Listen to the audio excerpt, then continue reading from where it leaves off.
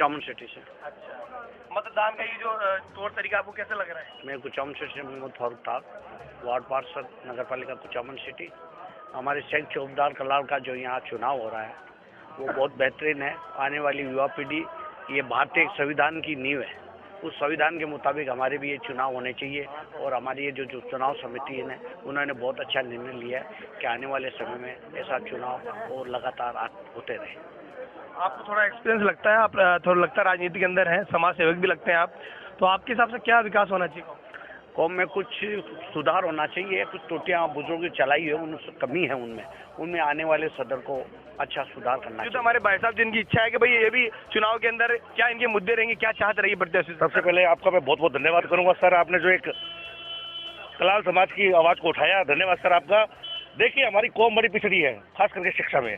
आज ये लोकतंत्र प्रणाली से जो चुनाव हो रहा है काबिल गौर और काबिल तारीफ है, और निश्चित रूप से जो प्रत्याशी मजबूत जो लड़ने वाला है कौम के लिए, शिक्षा की बात करने वाला, उसको वोट देंगे हम लोग। गंगानगर से है, श्री गंगानगर से, धन्यवाद सर आपका। सर, इसके अलावा भी आपके कोई मुद्दे रहेंगे? शिक्षा, तालीम, इसके अलावा तालीम सबसे बड़ा मुद्दा है। बाबा साहब भीमराव अम्बेडकर ने कहा था, ये शेरनी का दूध है, जितना पिएगा उतना दारेगा। हम तालीम में बड़े पीछे हैं, ये मुद्दा सबसे बड़ा रहेगा सर। सर, आपके अनुसार भी है चारों प्रत्याशी में तो कोई है जो इस लायक है या वो पूरा कर पाएंगे आपके मुद्दे? हाँ है, लेकिन मतदान तो आप समझते हो ना, है ना सर। बात सीक्रेट है। चलिए, बहुत बहुत शुक्रिया सर, हमारे साथ जुड़ने के लिए। Thank you sir. आइए हम मिलते हैं अब जो प्रत्याशी इस चुनाव के लिए खड़े हो रहे हैं शेख समाज के लिए, उनसे बातचीत करते हैं, उनसे रूबरू होते हैं। जी सर, आपका नाम? मेरा नाम हाजी मुनीर, मैं शेख मालावत मकराना जी। मैं इस कौम में सदर पद के लिए खड़ा हूँ जी। सर, जनता की हमने डिमांड ले ली है, जनता की चाहत ले ली है, वो आपसे क्या उम्मीद करते हैं मैं आपको बता देता हूँ। वो यही उम्मीद करते हैं कि कौम का विकास हो, रूढ़िवादिता खत्म हो, शिक्षा के क्षेत्र में ऊपर है। सर, आप अगर जीत जाते तो क्या आपके मुद्दे रहेंगे? सबसे पहले तो जो हमारे कौम में बिखराव है, हम उसको एक करने की कोशिश करेंगे। उसके बाद हम शिक्षा विभाग में जाएंगे, शिक्षा में हमारी कौम पिछड़ है, उसको हम आगे बढ़ाएंगे। हम जो भी बच्चे पढ़ना चाहते हैं उनको स्कॉलरशिप देंगे। हमारे से जो बनता है तन मन धन से हम सेवा करेंगे। कौम हम भी विश्वास करेगी, हम कौम को उसके विचारों पे खड़े उतरेंगे और कोई भी इंशाल्लाह 3 साल में कम नहीं देंगे। कौम में जो भी कमी है उसको पूरा करने की कोशिश करेंगे। सर, इससे पहले आपने कौम के लिए या समाज के लिए कुछ सेवाएं की है? जी हाँ, मैं अकली जमात का सदर रह चुका हूँ और 4 साल मैंने सदरत की मकराने में। और अब मैं मेरे मुंह से नहीं कह सकता, लेकिन मीडिया जो भी है जानना चाहते हैं हमारे वो जनता को मालूम है। हमने वहाँ विकास भी किया है और कुछ इदारे भी बनाए हैं, जैसे भी चंदा करके और करके घर से लग जैसा भी किया हमने अपने तरफ से बहुत किया, तन मन धन से काम किया। और अकली जमात के साथ साथ मैं अंजुमन का मेंबर भी रह चुका हूँ और अभी भी अंजुमन का मेंबर हूँ। लगने से मेमोरियल में भी मैं मेंबर रह चुका हूँ। जितना हो सकता है मैं तन मन धन से अपनी सेवा करता हूँ। सर, आप प्रत्याशी बनने के लिए क्या उद्देश्य लेके आए? एक तो मैं बता रहा हूँ, हमारी कौम पिछड़ी हुई शिक्षा में, हम शिक्षा में सबसे पहले आगे जाएंगे। प्लस जो हमारे कौम में कमियां हैं सर, वो आपने जो बुराई है। सर, मैं ये जानना चाहता हूँ कि जितनी भी जनता है, आपको कितना यकीन है कि आप कितने वोटों से जीतने वाले हैं, या साहब क्या रहेगा? ये अवाम जो है वो एक लोकतांत्रिक है, ये चाहे जीतावे चाहे हरावे। मैं अगर हार भी जाऊंगा तब भी कौम की खिदमत करूंगा। मुझे कोई गिलवा शिकवा नहीं कि मैं हार गया, लेकिन मेरी कौम का जो आज जज्बा है उसको देख के मुझे बहुत खुशी है। और हमने जो ये पहल की है, आने वाली पीढ़ियां शायद हमको दुआ दे। आज तो हमको शायद गालियां मिल रही है, लेकिन दूसरे प्रत्याशी से। सर, आपका नाम? मेरा नाम शेख हाजी बरकत अली शेख है। जी, कहाँ से हैं सर आप? मकराने से हम लोग। सर, ये जो आज चुनाव किया जा रहा है, आपको जनता ने प्रत्याशी चुना है, तो सर आपके क्या मुद्दे रहेंगे विकास के लिए? मेरा विकास के लिए मुद्दा रहेगा, पहले बच्चियों को और लड़कियों के लिए स्कूलों की व्यवस्था के अंदर जो शिक्षा का है ना, शिक्षा पे मैं ज़्यादा ध्यान दूंगा। बच्चों का हमारे समाज में बच्चे और लड़के कम शिक्षा पर ध्यान दे रहे हैं। दूसरा हमारा रहेगा जो हमारे इदारे वगैरह जो बने हुए ना, उनको डेवलपमेंट कैसे करना, उनमें थोड़ा बिगड़ा हुआ कुछ माहौल वगैरह जो व्यवस्था नहीं बराबर। और तीसरा जो मेरा जो मुद्दा है, कौम की एकता के लिए मेरा मिशन है, ये मेरे मुद्दे हैं। सर, जनता की कुछ डिमांड्स थी, वो यही है कि भाई हमारी कौम का विकास हो, शिक्षा के क्षेत्र में भी है, रूढ़िवादिता में भी है, तो उसके लिए बस यही है कि प्रत्याशियों से आप उनकी उम्मीदों पर खरा उतरेंगे इंशाल्लाह। उन्होंने यही उम्मीद जताई। बिल्कुल इंशाल्लाह। आपको कितने प्रतिशत लगता है कि आप जीत जाएंगे चुनाव जीतना हारना वो सब अल्लाह की तरफ से होता है। सुनो, हमारे लिए जो भी जीतेगा वो मुकद्दर का सिकंदर होगा। बिल्कुल, ये सब जनता पे डिपेंड करती है। जनता अपने चाहिए प्रत्याशी चुनेगी और हम देखते क्या रिजल्ट निकल आते हैं कौम के तीसरे प्रत्याशी। सर, आपका नाम? मेरा नाम है शेख नाथुगा बकरी। सर अभी हमने आवाम का आपकी बात सुनी है।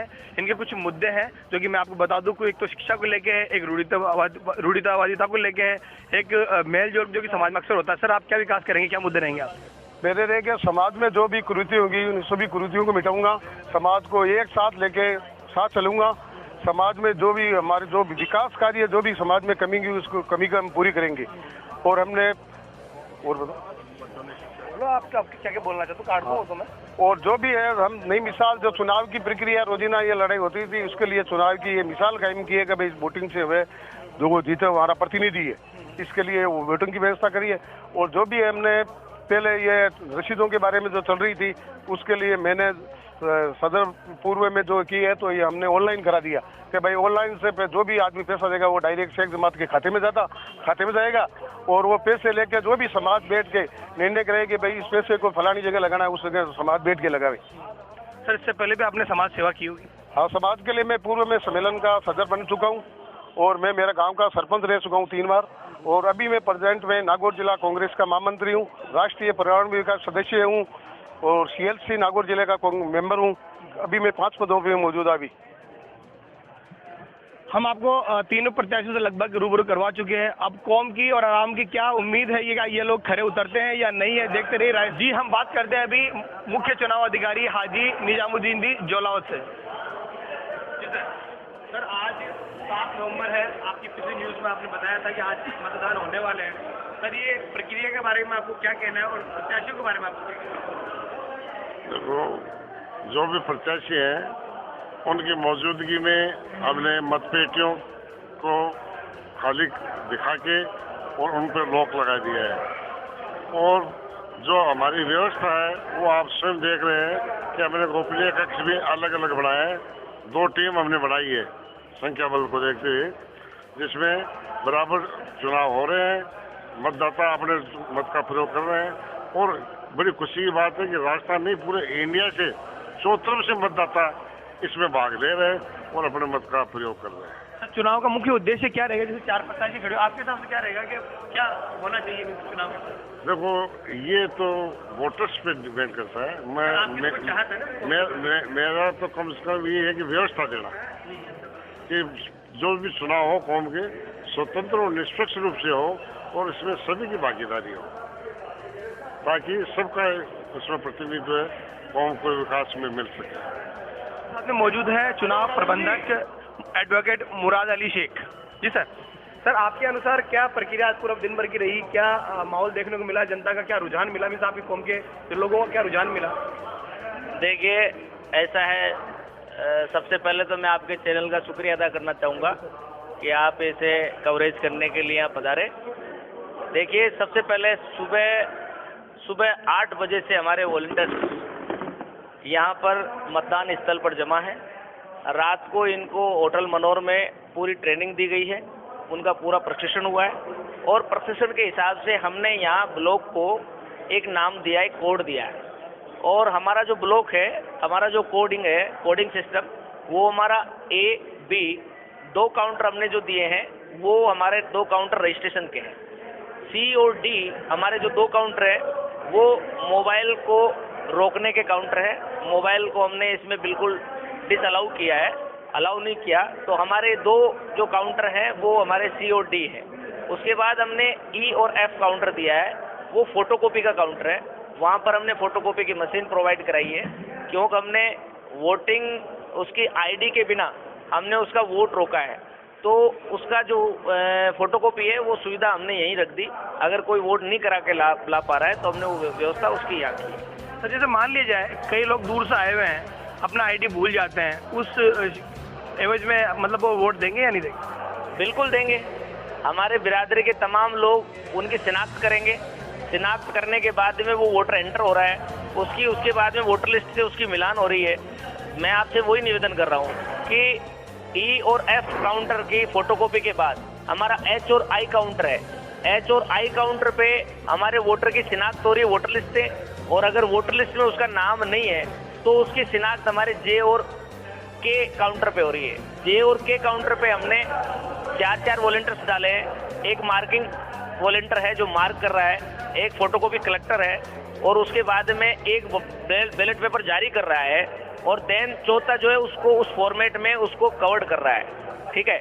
उसके बाद हमारा सबसे इम्पोर्टेंट जो पार्ट है वो एल और एम पार्ट है, जहां पर आप ये देख रहे हैं एल और एम पार्ट है, ये पेटी के भार साधक हैं। ये मतदान की उस मतपत्र में उसकी डलने को सुनिश्चित कर रहे हैं। उसके बाद हमारे 2 मतदान कक्ष रखे हैं हमने, मतदान कक्ष नंबर 1, मतदान कक्ष 2। बड़ी गोपनीय तरीके से माननीय न्यायालय के आदेशों की पालना में और माननीय न्यायालय के आदेशों को ध्यान में रखते हुए हमने बहुत निष्पक्ष, स्वतंत्र और ट्रांसपेरेंट तरीके से इस चुनाव का आयोजन किया है। और बड़ी देखने की बात यह है, मैं आपको बताऊं मोइन भाई, कि पूरी जो वॉलंटियरशिप टीम है वो सारे हमारे बिरादरी के युवा नौजवान लोग हैं, वो सारा कुछ अपने आप अपने हिसाब से कर रहे हैं। इनकी रात को ट्रेनिंग के बाद में इन लोगों ने सारा काम अपने हिसाब से किया है। और जोश और खरोश की जो बात आप देखने को मेरे से पूछ रहे हैं वो आपको बाहर नजर आएगा, मतदान केंद्र के बाहर आप देख सकते हैं कि बिरादरी का जोश और खरोश किस प्रकार से सामने नजर आ रहा है। और हमें मार्गदर्शन मिल रहा है हमारे मुख्य चुनाव अधिकारी जी का।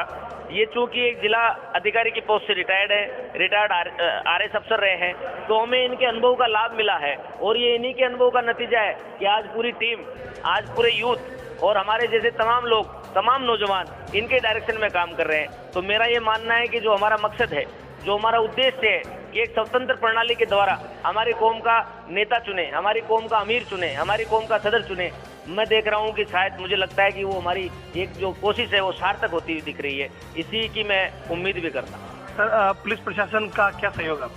देखिए, आपने मोइन भाई एक चीज देखी होगी कि आपको एक भी वर्दी वाला कोई पुलिस वाला नजर आ रहा हो तो बताएं। सारी व्यवस्थाएं कौम ने संभाल रखी है। पानी की व्यवस्था कौम की है, खाने की व्यवस्था कौम की है, टेबल टू टेबल कौम के लोग बैठे हैं। हमें किसी प्रकार के किसी प्रशासन की आवश्यकता ही नहीं है। बहुत शांतिपूर्ण तरीके से कोरोना गाइडलाइन का पालन करते हुए, पूर्णतः पालन करते हुए इस मतदान का आयोजन हो रहा है। ये मतदान का महायज्ञ जो है सफल होता हुआ दिख रहा है। जी, आपने प्रत्याशियों की, यहाँ के जो चुनाव करवाए उन आयोजकों की, जनता की सारी आवाज़ें सुन ली है। अब हमको इंतजार है कि प्रत्याशी जीतने के बाद में क्या जनता के मुद्दे पूरे कर पाते हैं। देखते रहिए राजस्थान केसरी।